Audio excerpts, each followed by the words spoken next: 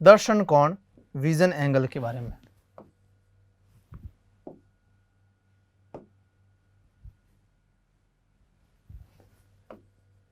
दर्शन कोण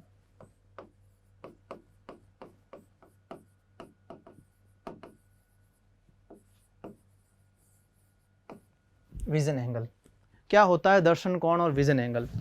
इसको समझने के लिए आप थोड़ा सोचिए कि आपने किसी कार को अपने नज़दीक आते हुए देखा होगा और आपने ये भी देखा होगा कार जैसे जैसे नज़दीक आ रही है आपको बड़ी दिखाई दे रही है। क्या कार नज़दीक आते आते बड़ी हो रही है?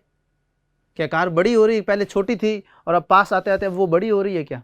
नहीं, कार तो अपनी साइज़ उतनी की उतनी ही थी, चाहे वो कितनी ही दूर क्यों ना हो, है ना, भले अपन को 1 सेंटीमीटर की क्यों ना दिखाई दे, पर कार तो अपनी उतनी की उतनी आकार की है। पर आपको उसकी ऊंचाई जो है, उसकी जो आकार जो है वो छोटा दिखाई दे रहा है। ये आपके आंख पर बने प्रतिबिंब के कारण हो रहा है, बाकी कार तो उतनी की उतनी है। जब वो कार नज़दीक आ रही होती है तब वो आपको धीरे धीरे बड़ी होती हुई दिखाई दे रही है, जबकि कार भी अभी भी उतनी की उतनी है जितनी पहले थी।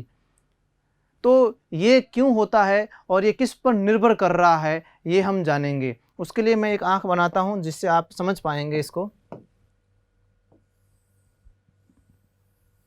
और आप इसमें थोड़ा ध्यान देना कि क्या कुछ इसमें बदल रहा है, क्या कुछ नहीं बदल रहा है, जिससे मतलब जब वस्तु नज़दीक आ रही है तब उस समय क्या बदलाव हो रहा है, इसका आप थोड़ा ध्यान रखिएगा।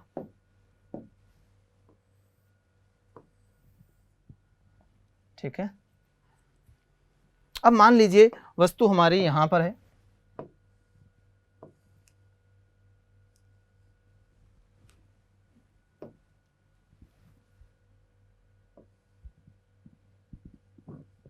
ये वस्तु है। अब इस वस्तु का प्रतिबिंब कैसे बनेगा हमारी आंख पर, देख लेते हैं। इस वस्तु का प्रतिबिंब बनाने के लिए यहां इस वस्तु से निकलती हुई एक प्रकाश किरण बनाते हैं।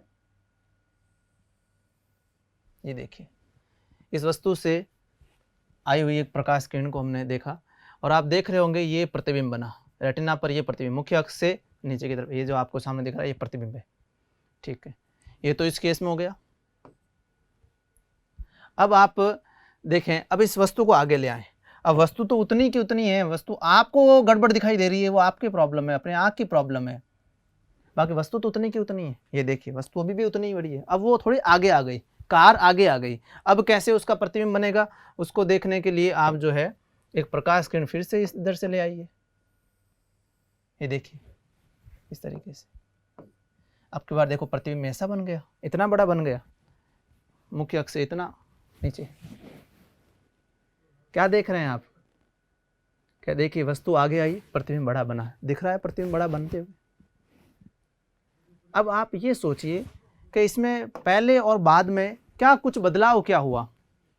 आप खुद देखेंगे कि यहाँ पर जो है पहले इतना कोण बन रहा था आँख पर, जब इस वस्तु से जो प्रकाश किरण आ रही है उसका आँख पर इतना कोण बन रहा था।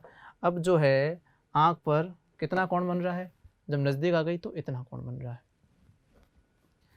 तो नज़दीक आने पर ये कोण बढ़ रहा है, इसे ही तो दर्शन कोण कहते हैं।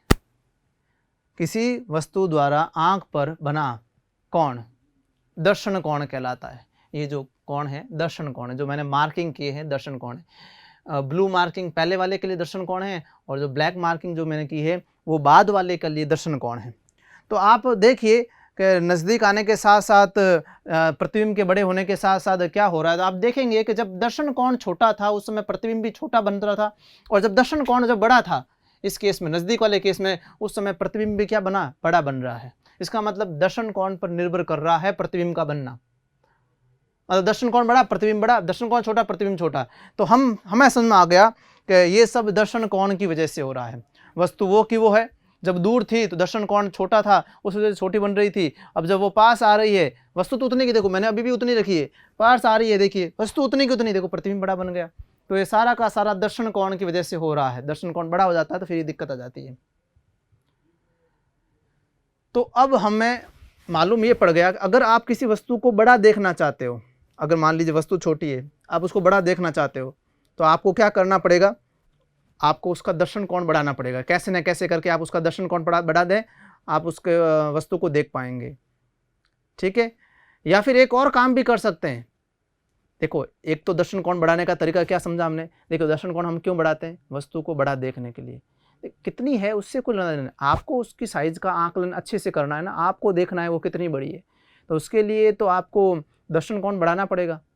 छोटा दर्शन कोण है इसका मतलब छोटी दिख रही वस्तु, एक्चुअल साइज तो। हाँ एक और बात और हो गई, आप किसी भी वस्तु की जो आकार है उसका वास्तविक आकार नहीं देख पा रहे हो। जो वस्तु दूर हो रही है उसका वास्तविक आकार नहीं देख पा रहे हो, तो जो वो आकार आप देख पा रहे हो उसे हम आभासी आकार कहते हैं। तो हम जो आकार देखते हैं किसी वस्तु का वो आभासी आकार है, छोटा जो दिख पा रहा है। और वास्तविक आकार देखना है तो आप उस दर्शन कोण को बढ़ाइए, उसके नज़दीक जाइए। नज़दीक कितना जाना, आप कहाँ तक कितने नज़दीक तक स्पष्ट देख सकते हैं, निकट बिंदु तक। तो आप उसके निकट बिंदु अपने मतलब वस्तु को अपने निकट बिंदु तक ले आइए। निकट बिंदु तक अगर वस्तु आपके सामने तो आप वस्तु का सही से आकलन कर रहे हो। आपको जो वस्तु की साइज़ दिखाई दे रही है वो एकदम सही दिखाई दे रही है। अब आप उससे भी नज़दीक ले आएंगे, चलिए वस्तु बड़ी बन जाएगी, दर्शन कोण थोड़ा बड़ा हो जाएगा, पर आप खुद ही सोचिए क्या वस्तु को आप देख पाएंगे क्या, नहीं। और उससे कोई फ़र्क भी नहीं पड़ता इतना थोड़ा सा आगे लाने पर, है ना। तो वस्तु को स्पष्ट या फिर उसकी सही आकार देखने के लिए उसको हमारे निकट बिंदु तक रहना चाहिए, ताकि हम उसका सही आकार समझ सकें, बराबर आकार जितना उसका है वो हम समझ सकें, देख सकें, जान सकें। तो एक बात तो वस्तु को बड़ा करने के या फिर उसका सही देखने के लिए उसको हम नज़दीक ले आए, बड़ा देखने के लिए उसको नज़दीक ले आए। एक और काम भी है, ताकि नज़दीक लाए बिना भी हम जो है वस्तु को बड़ा देख सकते हैं। तो उसके लिए हम क्या करेंगे, ये वस्तु जो है जो हम छोटी देख पा रहे हैं इसको हम बड़ा कर देते हैं। ये वस्तु को बड़ा कर दिया, वस्तु को किसी हिसाब से मैंने बड़ा कर दिया, और वस्तु को बड़ा कर दिया। अब जो आप देखेंगे,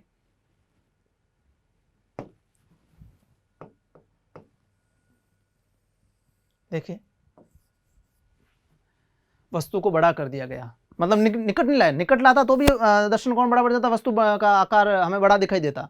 बट देखो हमने वहीं पर पड़े पड़े वस्तु को वहाँ पे बड़ा कर दिया, तो अपने आप जो हमें बड़ा आकार दिखाई दिया। हाँ अब आपको लगेगा सर वस्तु को बड़ा कैसे करेंगे, चलो ये अलग बात है, बट हम ये जान रहे हैं कि किस प्रकार से दर्शन कोण को बढ़ाया जा सके। दो प्रकार से दर्शन कोण को बढ़ाया जा सका है।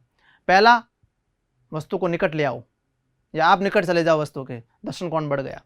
दूसरा, वस्तु को बड़ा कर दो, अगर वस्तु बड़ी हो जाएगी अपने आप दर्शन कोण बड़ा बनने लगेगा। ठीक है, तो अपन को वस्तु बड़ी दिखाई देने लग जाएगी, दर्शन कोण बड़ा बन जाएगा, वस्तु बड़ी दिखाई देने लग जाएगी। अच्छी मतलब आप उसको ऑब्जर्व वगैरह कर सकते हैं। ठीक है, चलिए ये हमने बात की दर्शन कोण के बारे में, जिससे पता चलता है कि हमें जो भी आकार दिखाई देता है वो आभासी आकार दिखाई देता है, और बड़ा करना है दर्शन कोण को बढ़ाना पड़ेगा। उसके लिए वस्तु को आगे ले आइए या फिर उस वस्तु को बड़ी कर दीजिए। उनके लिए हम इंस्ट्रूमेंट काम में लेते हैं। तो अभी हम ऑप्टिकल इंस्ट्रूमेंट, वैसे ह्यूमन आई भी अपने आप में एक ऑप्टिकल इंस्ट्रूमेंट है, प्रकाशीय उपकरण है एक। अब हम मेन प्रकाशीय उपकरणों की बात करेंगे जो हम काम में लेते हैं। बाहरी प्रकाश के उपकरण, जो पहला है सूक्ष्मदर्शी। पहला जो प्रकाशीय उपकरण है वो आपका रहेगा सूक्ष्मदर्शी।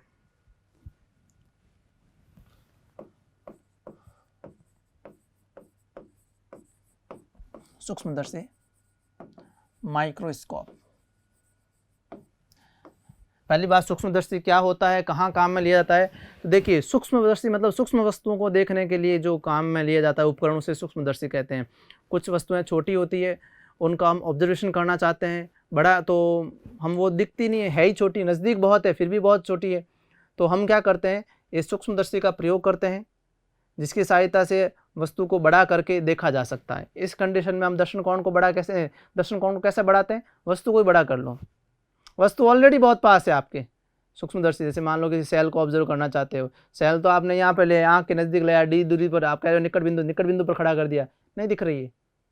तो इस केस में दर्शन कोण को इस तरीके से इतना बड़ा करने से कोई मतलब नहीं। इसके लिए क्या करना पड़ेगा, वस्तु को ही बड़ा कर लो। वस्तु बड़ी हो जाएगी तो हमें वो दिखाई देने, मतलब उसको हम ऑब्जर्व कर लेंगे। और वस्तु को बड़ा करने के लिए हम काम में लेते हैं। अच्छा, सूक्ष्मदर्शी दो तरह के होते हैं। पहला सरल सूक्ष्मदर्शी और दूसरा होता है संयुक्त सूक्ष्मदर्शी, कंपाउंड माइक्रोस्कोप। हम पहले सरल सूक्ष्मदर्शी के बारे में बात करेंगे। सरल सूक्ष्मदर्शी,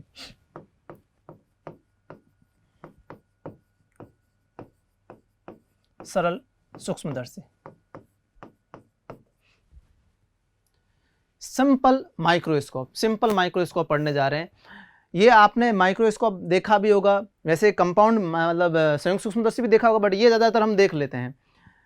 पहली बात, और ये एक कुछ नहीं, एक तरह का लेंस ही है, एक उत्तल लेंस, ये सरल सूक्ष्मदर्शी। बस एक उत्तल लेंस सरल सूक्ष्मदर्शी की तरह काम करता है। ठीक है, तो अब बात करते हैं कि ये कहाँ काम आएगा और संयुक्त कहाँ काम आएगा। देखिए, कहीं हमें अगर ज़्यादा बड़ा नहीं करना, ज़्यादा गुना बड़ा नहीं करना है वस्तु को, तो हम सरल सूक्ष्मदर्शी से काम चला सकते हैं। आपको कुछ गुना ही बड़ा करना है, आपको 5 गुना, 6 गुना, 7 गुना ही बड़ा करना है, तो आप सरल सूक्ष्मदर्शी से काम कर सकते हो। आपको 10 गुना से भी बड़ा करना है, 10 गुना से भी कहीं बड़ा करना है, तो फिर ये सूक्ष्मदर्शी फिर काम में नहीं आएगा। चलिए अब सरल सूक्ष्मदर्शी के बारे में पढ़ते हैं कि कैसे ये वस्तु के आकार को बड़ा कर देता है। तो वैसे ये चीज़ नई नहीं है आपके लिए। जैसे आपने ये देखिए मुख्य अक्ष और यहाँ पर ये है फोकस दूरी, ये फोकस हो गया। ठीक है, अब इस केस में क्या है, अगर आपको पता है ये नॉर्मल लेंस है, अगर इसके यहाँ पर कहीं पर भी वस्तु होगी तो उसका उल्टा प्रतिबिंब बनेगा। तो आप किसी वस्तु को उल्टा देख रहे हो और वस्तु अगर उल्टी होगी तो आप उसको ऑब्जर्व कैसे करेंगे। हाँ, बड़ा बना सकता हूँ मैं उल्टा, पर उल्टा बन जाएगा ना। बड़े बनने के साथ अगर वस्तु इस तरफ होगी तो बड़ा और उल्टा हो जाएगा, उल्टे से फिर अपन ऑब्जर्व नहीं कर पाएंगे। तो इसलिए हम क्या करते हैं, हमें तो सीधा देखना है और बड़ा भी देखना है। इसके लिए हम वस्तु को F और O के मध्य रखते हैं। F और O के मध्य वस्तु को रखिए इस तरीके से। उससे क्या होगा आपको मालूम, बाकी वाली चीज़ हम कैसे किरण चित्र बनाते हैं। हम किरण चित्र बनाएंगे, इसके लिए एक प्रकाश किरण जो है मुख्य अक्ष से समांतर है वो इधर से भेज दी, और एक सीधा ऑप्टिकल सेंटर से आगे कहीं नहीं मिल रही है तो पीछे बढ़ाइए इसको। ये देखिए पीछे बढ़ाने पर ये यहाँ पर कहीं मिल रही है तो आप देख लेंगे यहाँ पर ये इसका बन गया प्रतिबिंब, ये इसका प्रतिबिंब यहाँ पर बना हुआ। ठीक है, अब जो है आप ये देख पा रहे होंगे प्रतिबिंब सीधा बना है और बड़ा बना है, और इस बड़े को अब आप देख रहे हो, इस बड़े प्रतिबिंब को अब आप देख रहे हैं। और क्योंकि प्रतिबिंब बड़ा बन गया है तो अब आपको बड़ा दिखाई देगा, वस्तु जो है आपको अब बड़ी दिखाई देगी। इस केस में प्रतिबिंब इसका बड़ा बन गया ना, तो अब आपको बड़ा ये प्रतिबिंब दिखाई दे रहा है। और अगर इतना बड़ा दिखाई दे रहा है तो अब ये चीज़ बड़ी हो गई, तो अब आराम से इसको ऑब्जर्व कर सकते हैं और छोटी छोटी सूक्ष्म चीज़ों का आप इसमें जानकारी प्राप्त कर सकते हैं, क्योंकि अब ये बड़ा होकर दिख रहा है ना, जूम हो गया एक तरीके से आप कह सकते हैं। तो ये है सरल सूक्ष्मदर्शी। नॉर्मल लेंस पर ध्यान ही रखना है, हम उसको F और O के मध्य रखते हैं, और इसीलिए तो आप देखते हैं कि इसको हम हमेशा वस्तु के पास जाकर देखते हैं, है ना। वस्तु के पास जाकर देखेंगे तब हमको थोड़ा बड़ा दिखाई देगा, अदरवाइज वो फिर हमें उल्टा और सही या छोटा बड़ा दिखाई देने लग जाएगा, फिर हम उसको ऑब्जर्व नहीं कर पाते, इसलिए हम पास लेके आते हैं। ठीक है, तो ये सरल सूक्ष्मदर्शी के बारे में हमने बात कर ली, सरल सूक्ष्मदर्शी क्या चीज़ होती है और कैसे उसमें बड़ा प्रतिबिंब बनाया जा सकता है। अब मेन जो है हमें पूछा जाता है सरल सूक्ष्मदर्शी से जो प्रतिबिंब बना उसकी मैग्नीफाइंग पावर कह सकते हैं, आवर्धन क्षमता, आवर्धन क्षमता पूछ ली जाती है हमें, आवर्धन क्षमता, मैग्नीफाइंग पावर।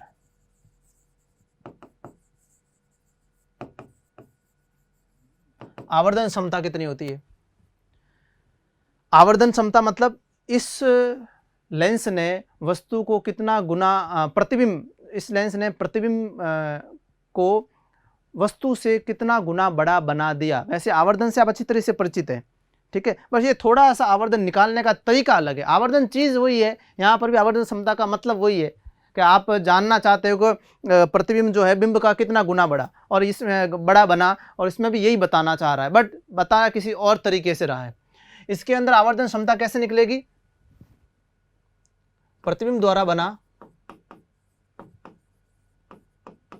प्रतिबिंब द्वारा बना दर्शन कोण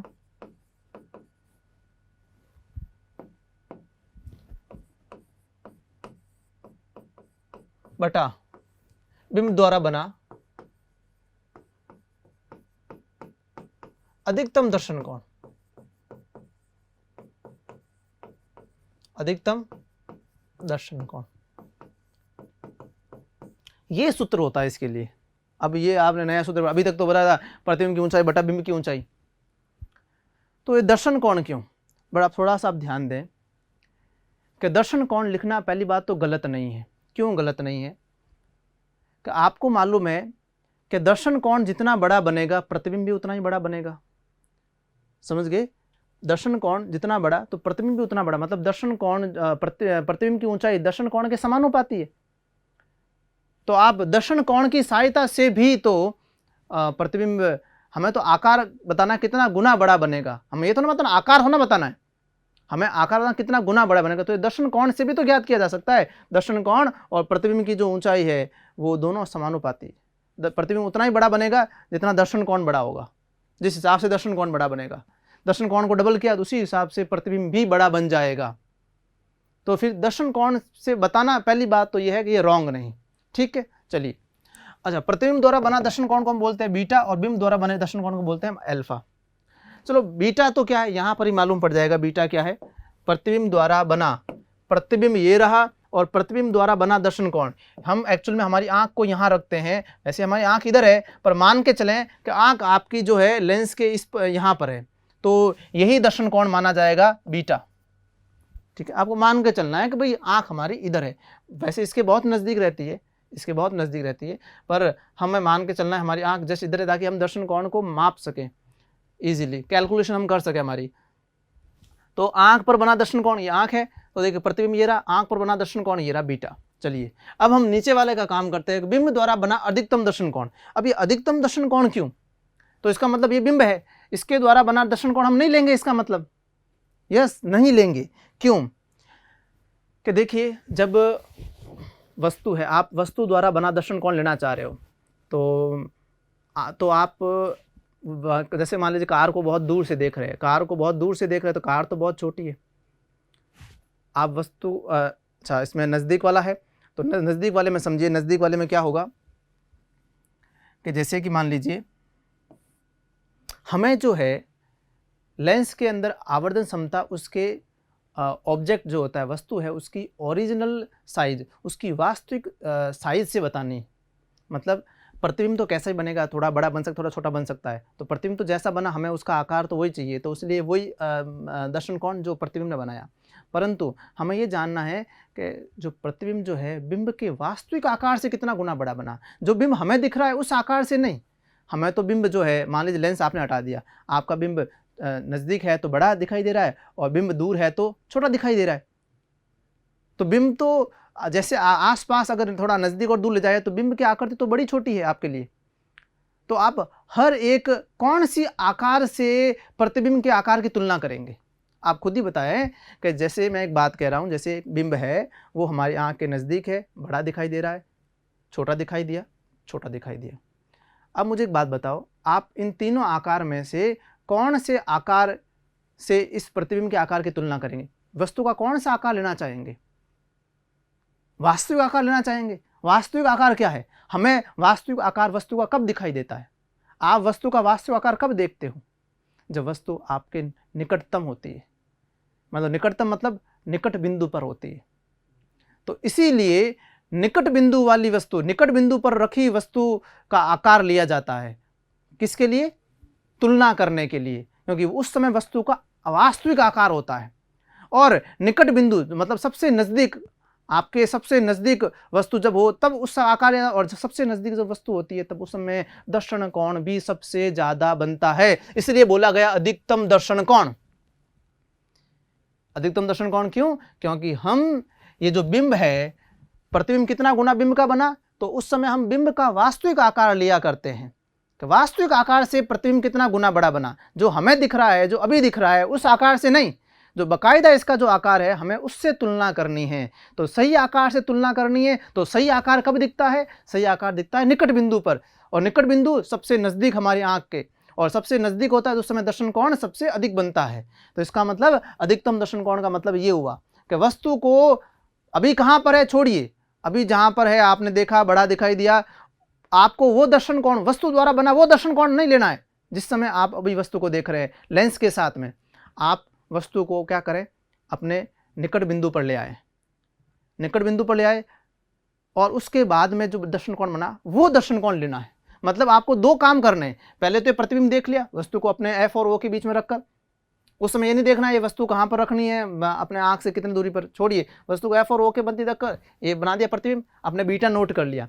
फिर बीटा नोट कर दिया, अब अल्फा चाहिए, अब अल्फा चाहिए तो अब वस्तु को अपने आंख से निकट बिंदु पर ले जाइए और अब दर्शन कोण मापिए। तो दो बार काम करना पड़ेगा और फिर ये निकलेगा। उसके लिए आपको क्या करना पड़ेगा, एक फिर से जो है ये लेंस है, आँख है, मान लीजिए ये आँख है आपके। अब वस्तु को जो है आपकी आँख से निकट बिंदु मतलब कितनी दूरी, d। निकट बिंदु का मतलब आँख से कितनी दूरी, d दूरी तक। आप अपनी आँख से d दूरी तक रखें निकट बिंदु से वस्तु को, है ना। देखिए मैंने वस्तु का साइज नहीं बदला है, क्योंकि वस्तु का साइज बदलता ही नहीं है। हाँ, आपको दिखा उसका साइज बदला ना, आपको जो आभासी दिख रहा है उसका, बाकी वस्तु तो उतनी की उतनी है। आपको छोटा बड़ा दिख सकता है तो वस्तु देखिए। अब बट इसमें फ़र्क क्या है, इसमें वस्तु कहीं पर भी हो सकती है, जरूरी नहीं कि d दूरी पर ही हो आँख से। बट जब आप अल्फ़ा मापने बैठेंगे, अल्फ़ा आपको रिक्वायरमेंट है, अल्फ़ा निकालने कोई भी बोलेगा तब आपको उसको d दूरी पर रखना पड़ेगा, और d दूरी पर रख के आपको यहाँ पर जो है कैलकुलेट करना पड़ेगा दर्शन कोण, और जो दर्शन कोण बनेगा उसे हम बोलेंगे अल्फ़ा। और इस केस में जो अल्फ़ा बना वो सबसे अधिक है, दर्शन कोण जो बड़ा इस केस में वो सबसे अधिक, क्योंकि इससे आगे हम लाते नहीं हैं और ये बहुत नज़दीक है, सबसे नज़दीक का दर्शन कोण सबसे अधिक बनता है। ओके, तो इसलिए यहाँ पर अधिकतम दर्शन कोण लिया है। अधिकतम दर्शन कोण कब बनता है, d दूरी पर, ये बता दिया। और क्यों लेते हैं ये भी बता दिया, ताकि उस समय वस्तु का वास्तविक आकार होता है और हमें तुलना करनी है वस्तु के वास्तविक आकार से, हर एक आकार से नहीं जो आपको दिख रहा है ना। कार मान लो बहुत दूर है, अगर उसकी जो साइज़ है, आप उस साइज़ से अगर मान लीजिए तुलना कर रहे हो जो प्रतिबिंब बना, तो गलत है ना। वो तो कार इतनी बन रही है, अब आपने इतना बड़ा बना दिया, अब इतने से तुलना करोगे तो फिर क्या मतलब। जो कार असली है, असल में जो आकार है उसका, उससे हम तुलना करेंगे, तब हमें मालूम चलेगा कि बाकायदा इस लेंस ने कितना वर्क किया है। तो वास्तविक आकार से तुलना की जाती है, इसलिए अधिकतम दर्शन कोण लिया जाता है। अब इसमें मान क्या होगा, कितना होगा आवर्धन का मान, कब आवर्धन ज़्यादा होगा, कब आवर्धन कम होगा, सूत्र के बारे में जब है हम नेक्स्ट क्लास के अंदर बात करेंगे, जिसमें सरल सूक्ष्मदर्शी भी होगा और संयुक्त सूक्ष्मदर्शी भी आगे करेंगे। Thank you. सब्सक्राइब करें हमारा apex classes edutech YouTube channel, साथ ही बेल आइकन को क्लिक करना बिल्कुल ना भूलें, ताकि आगे आने वाले सभी यूट्यूब वीडियोस की अपडेटेड नोटिफिकेशंस सबसे पहले आपको मिले। Apex classes edutech, subscribe now.